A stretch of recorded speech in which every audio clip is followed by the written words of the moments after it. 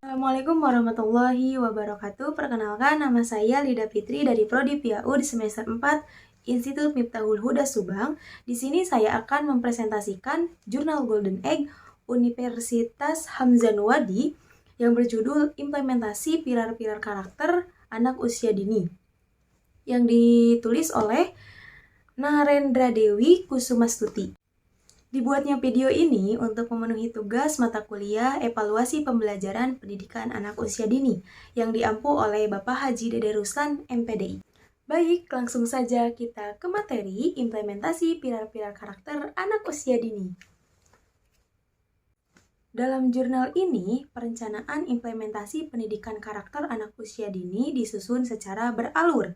Perencanaan pembelajaran pendidikan karakter anak usia dini menggunakan kurikulum 2013 ataupun K13.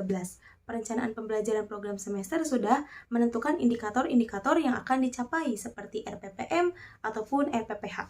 Implementasi pembelajaran karakter anak usia dini juga menggunakan buku 9 pilar dan K4. K4 itu terdiri dari kebersihan, kerapihan, kesehatan, dan keamanan. Dan 9 pilar karakter tersebut terdiri dari pilar yang pertama, cinta Tuhan dan segenap ciptaannya. Yang kedua, pilar kedua, kemandirian, disiplin, dan tanggung jawab. Pilar ketiga yaitu kejujuran, amanah, dan berkata bijak. Pilar keempat yaitu hormat dan santun. Pilar kelima, dermawan, suka menolong, dan kerjasama. Pilar keenam, percaya diri, kreatif, dan pantang menyerah. Pilar ketujuh, kepemimpinan dan keadilan. Pilar kedelapan, baik dan rendah hati, dan pilar ke-9 yaitu toleran, kedamaian, dan kesantunan. Baik, kenapa kita harus menerapkan 9 pilar karakter dan K4 kepada anak usia dini? Yaitu jawabannya agar anak usia dini bisa berkata bijak, berbicara sopan, terus hatinya rendah hati, bersikap sabar, tidak mudah marah, dan lain-lain. Teman, jadi kesimpulannya dalam jurnal ini, implementasi 9 pilar karakter dan ke-14 itu dapat mengefektifkan ketika sedang belajar mengajar berlangsung. Kebetulan saya sebagai pendidik menerapkan 9 pilar karakter dan ke-14 di sekolah saya. Ada salah satu siswa yang mungkin dia bisa dibilang aktif ataupun berbeda dengan siswa yang lainnya. Dia selalu tidak mematuhi aturan di kelas, dia selalu keluar kelas dan tidak mau mendengarkan ibu guru ketika sedang KBM berlangsung. Apa yang kami lakukan?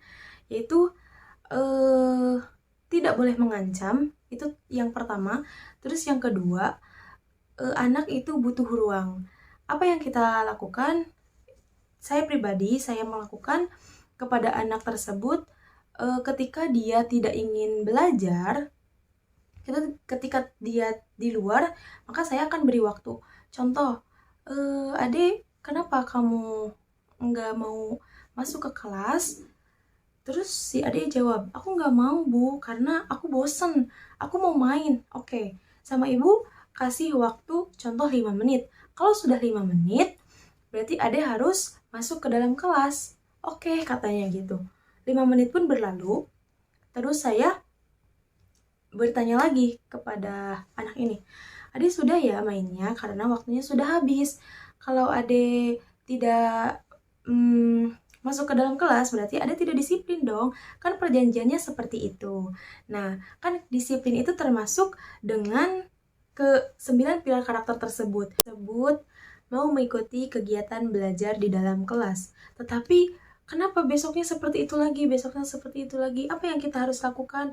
Nah, saya di sekolah melakukan ketika anak seperti itu lagi, contoh dia kan belum disiplin, maka kita dengan bisa menggunakan buku cerita yang tentang disiplin setiap hari atau per minggu, seminggu full harus menceritakan tentang disiplin.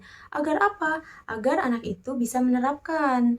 Kita kasih contoh, disiplin itu seperti apa sih, anak yang disiplin itu seperti apa sih, sehingga dia dapat meresapi dan bisa mengikuti kedisiplinan tersebut. Kita belajar juga, contoh teman-teman punya boneka tangan atau media yang lainnya yang bertemakan tentang kedisiplinan agar anak-anak itu bisa mengikuti. Kan anak-anak itu gampang meniru ya. Nah, kita bisa menggunakannya. Dan alhamdulillah anak tersebut yang tadi saya ceritakan alhamdulillah sudah bisa disiplin ketika diberi pijakan, diberi arahan, yang disiplin itu seperti apa, kemandirian itu seperti apa, dan lain-lain. Terima kasih video dari saya, semoga bermanfaat dan mohon maaf apabila ada kesalahan ataupun kekurangan dalam menjelaskan dan memberikan contoh atau testimoni tentang penerapan pembelajaran pilar karakter dan K4. Wassalamualaikum warahmatullahi wabarakatuh.